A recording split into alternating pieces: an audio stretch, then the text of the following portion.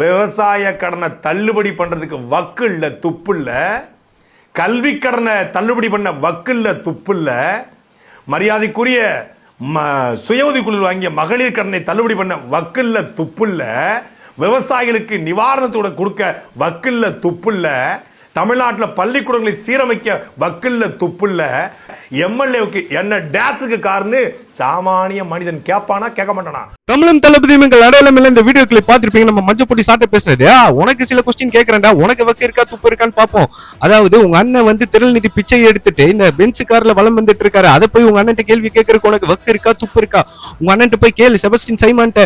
அதாவது அண்ணன் 15 வருஷமா எலெக்ஷன் நின்று இருக்கோம், இது வரைக்கும் ஒரு தொகுதியில கூட நம்ம எம்எல்ஏவும் இல்ல, ஒரு வார்டு கவுன்சிலர் கூட இல்ல. ஏன்னா அப்படின்னு கேக்குறதுக்கு வக்கு இருக்கா துப்பு இருக்கா? எலெக்ஷன்ல இனிமே நாங்க நிக்கல, 15 வருஷமா தோத்து போயிட்டோம் அப்படின்னு சொல்லிட்டு அரசியல் விட்டு போறதுக்கு உனக்கும் உங்க அண்ணனுக்கு வக்கு இருக்கா துப்பு இருக்கா? மத்த கட்சிட்ட பி டீமா வேலை செஞ்சு காசு வாங்காம பொழைக்கிறதுக்கு வக்கு இருக்கா துப்பு இருக்கான்ட்டு உனகையும் கேட்கறேன், உங்க அண்ணனையும் கேட்கறேன்ட்டு போய் கேளு, வக்கு இருக்கா துப்பு இருக்கா? உங்க சீக்கிரட் கம்பெனி ஓனர் உதவாநிதி ஸ்டேஜ்ல அன்னைக்கு ஒரு பெண்ணை பத்தி விமர்சனம் பண்ணாரு அசிங்கமா, அதை கேட்கறதுக்கு உனக்கு வக்கு இருக்கா துப்பு இருக்கா?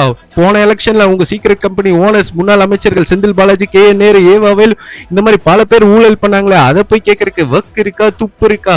ஸ்டாலின் சார் ஆட்சியில முதுகெலும்பே இல்லாம ஒரு ஆட்சி மக்கள் போராடிட்டு இருந்த போய் கூலி படம் பார்த்தாரு, அதை கேட்கறதுக்கு உனக்கு வக்கு இருந்துச்சா துப்பு இருந்துச்சா?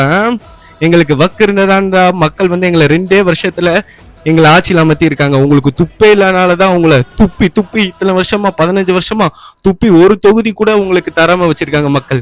இந்த தரம் தாண்டா முக்கியம், மக்கள் மனசுல இருக்காரு எங்க தளபதி.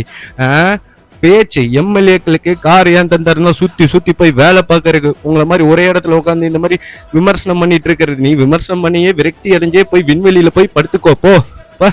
நன்றி.